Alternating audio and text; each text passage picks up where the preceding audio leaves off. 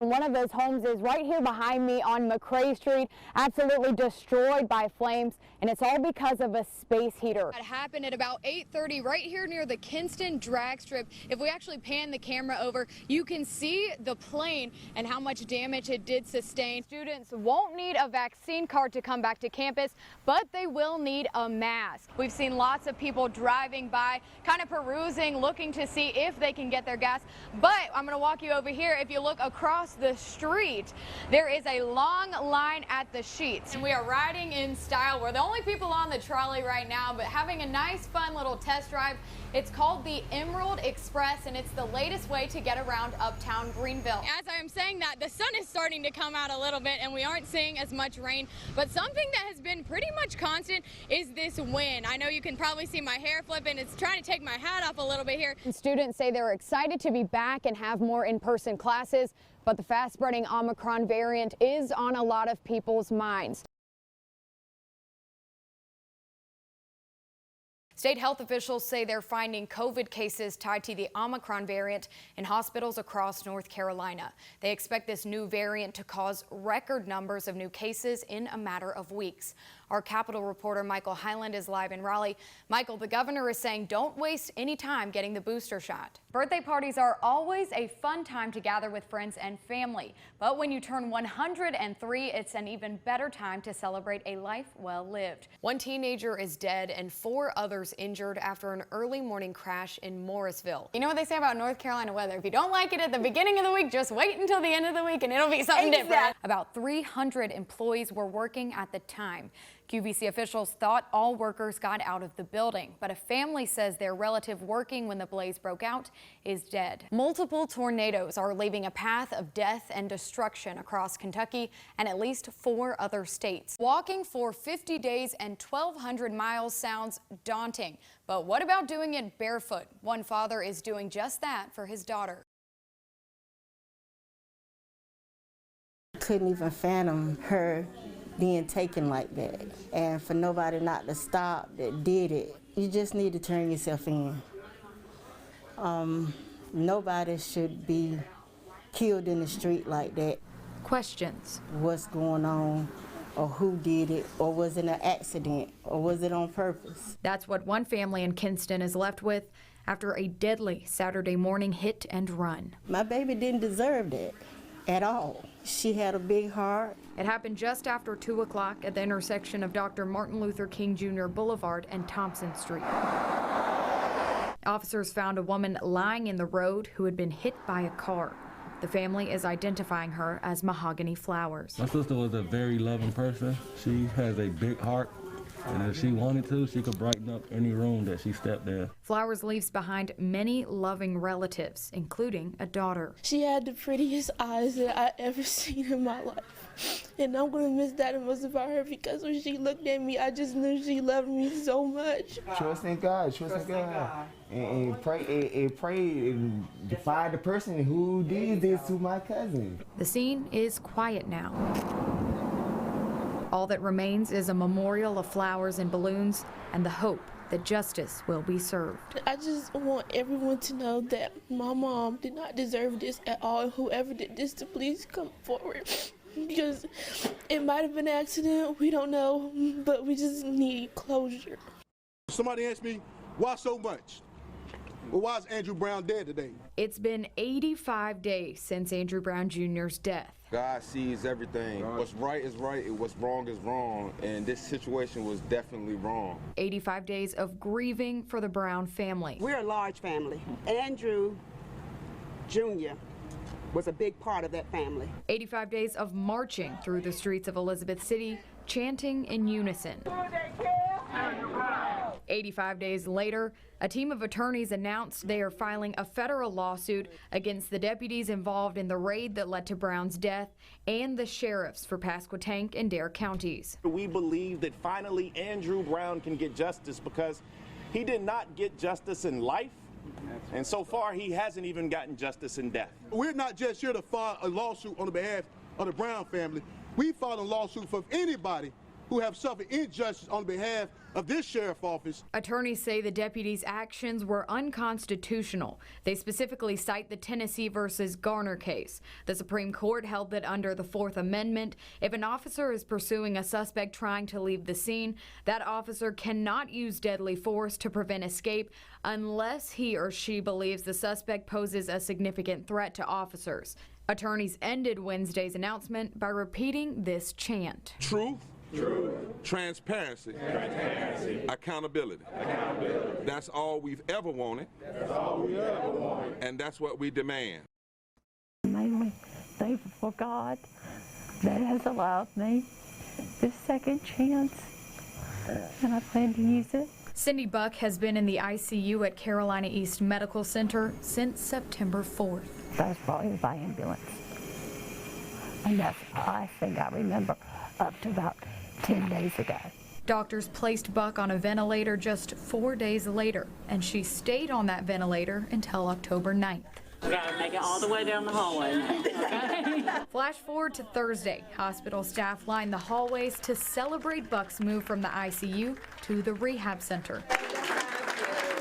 Cheering and clapping as nurses wheeled Buck to her new room. Today is a very emotional, glorious day. I've really been struggling this go around, and I really needed this. It's a move those who cared for her didn't think she would ever make. We literally called the family in at one point and said, we don't think she's going to survive. To see this happen now is just, I'm telling you, it's a miracle. Buck says her grandchildren helped her fight through. I have a little grandson that sang me, "You're my sunshine." Time they played it to me, they said they could see my heart rate. They knew I could hear him, and I could. He wheeled around at the corner for me. I said, I got to get back to him. God said, yeah, send you back. Buck now has a long road ahead of her. She will undergo 3 hours of therapy daily, learning to swallow again and regaining her strength. How are you? I'm good. Yeah. How's the breathing? While Buck recovers, she has this message to share with the community. I didn't think I could get sick, but I know better now. This is real. Very real. People need to really take it serious.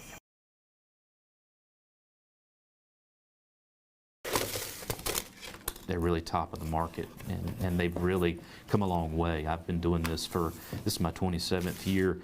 These IDs are far higher quality than anything we've ever seen. Fake IDs, they're becoming a real problem. It's a heck of an industry, and the amount of money these people are paying for these fake IDs. They're more realistic. The manufacturers of these IDs have spent a lot of time duplicating the security features. They've spent a lot of time working to get it exactly right. And more common. We've always seen a lot of fakes here.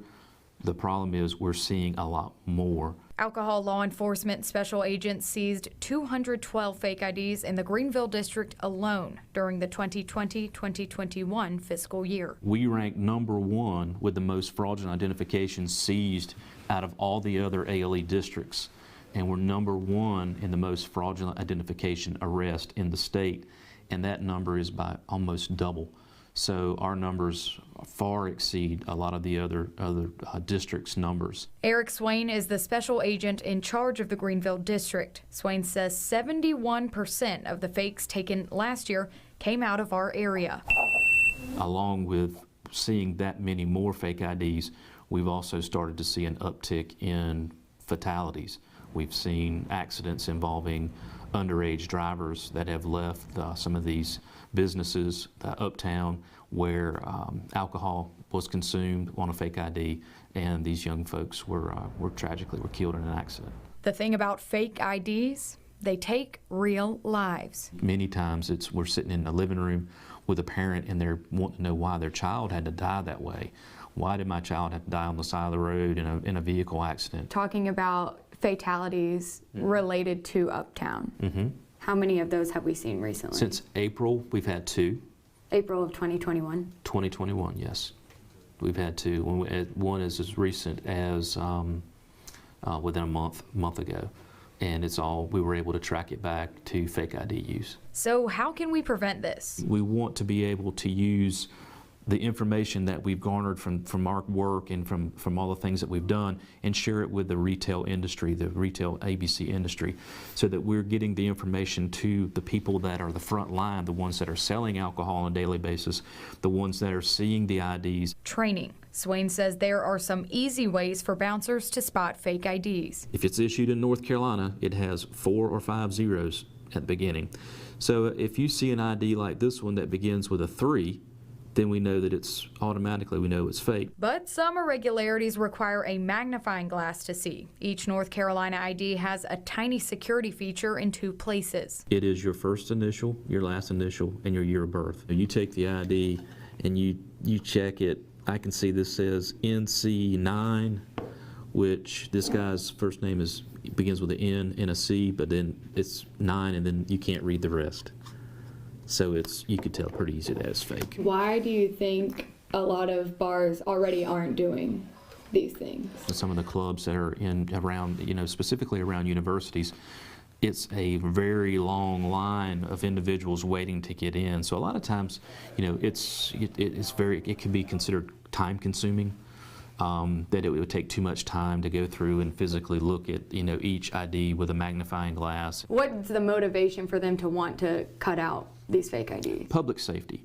To me and to anybody that's running a business, the absolute worst thing that could happen is that a young person, an underage person, was inside their business consuming with a fake ID and they got killed in an accident. We don't need any more of these obituaries popping up where these individuals get in a car and get in an accident and get killed.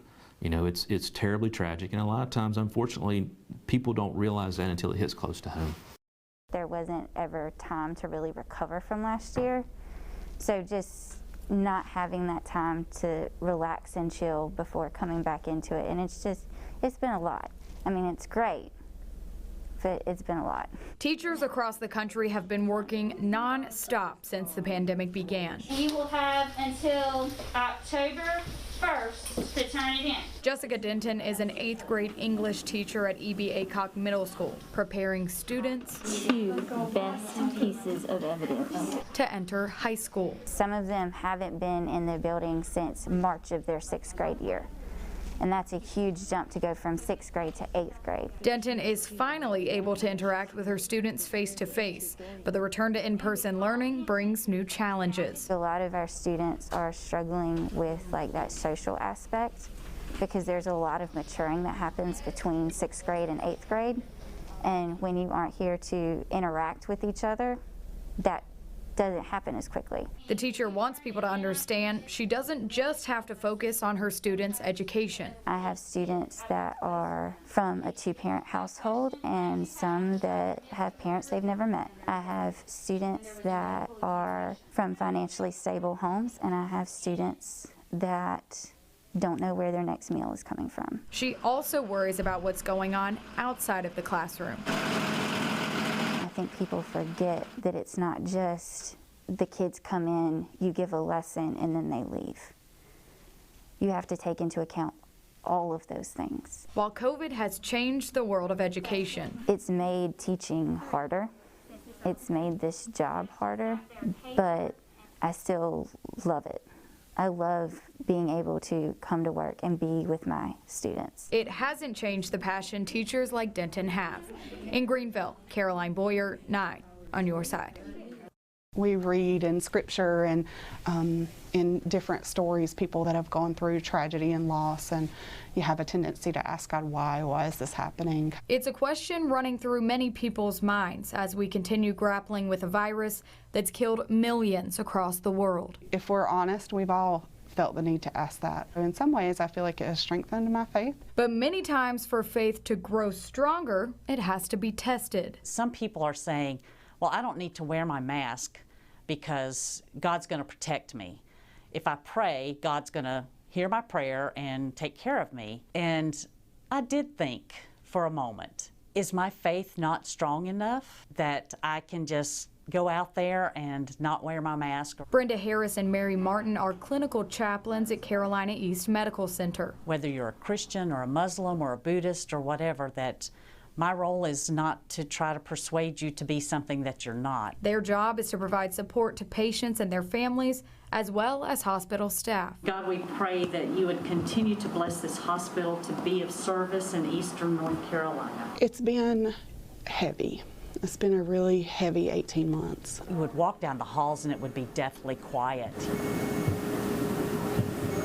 It's like, where'd everybody go? Am I here by myself? Social distancing is a huge obstacle for these chaplains who rely on touch. I felt more helpless because I can't be the nurse that goes into that room and bathes the patient or provides that care, and I can't be the one who goes in and touches them and comforts them. Listening to family members say, I don't want my dad to die alone, and just the tearful kind of response that you get in that is, it's heartbreaking.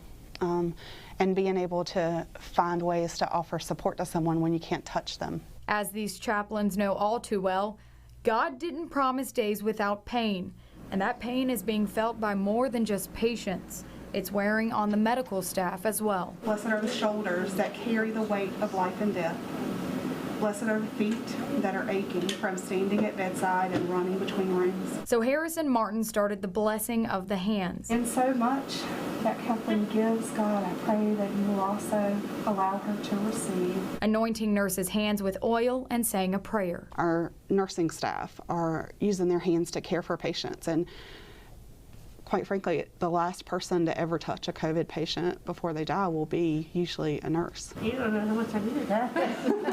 While the pandemic has caused heartache, it is also traumatic and isolating and filled with grief for us as chaplains too. It's also taught lessons and ultimately strengthened the faith of both Harris and Martin. In wearing my mask, I take care of my neighbor, and that is what Jesus commanded us to do, to love your neighbor as you love yourself. If you want to take care of yourself, wearing your mask, getting your vaccine, that's how we take care of each other. And as Christians, I think it's our responsibility